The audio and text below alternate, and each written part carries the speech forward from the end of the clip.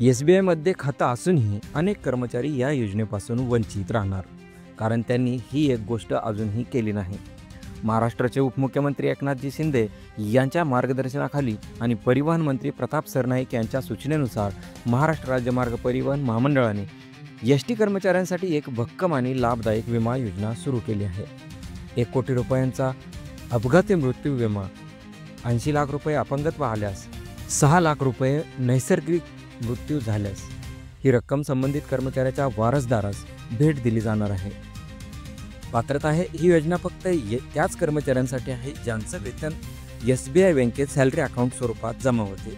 जर SBIमध्ये तुमचं खातं फक्त सेव्हिंग अकाउंट स्वरूपात असेल तर तुम्ही या योजनेपासून आपोआप वंचित राहू शकता. महत्त्वाची सूचना आहे, अजूनही अनेक कर्मचाऱ्यांचं SBIमध्ये सॅलरी अकाउंट झालेलं नाही. त्यांनी लवकरात लवकर संबंधित SBI शाखेत जाऊन सॅलरी मर्जिन फॉर्म भरून आपलं खातं सॅलरी अकाउंटमध्ये मर्ज करून घ्यावं.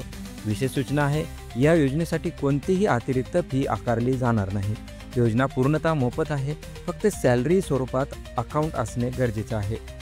फक्त एक साधा फॉर्म पण लाखो रुपयांचं संरक्षण. आज ही प्रक्रिया पूर्ण करा आणि विमा योजनेचा संपूर्ण लाभ घ्या, तेही कोणतीही फी न भरता.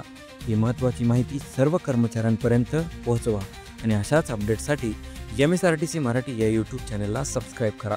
धन्यवाद.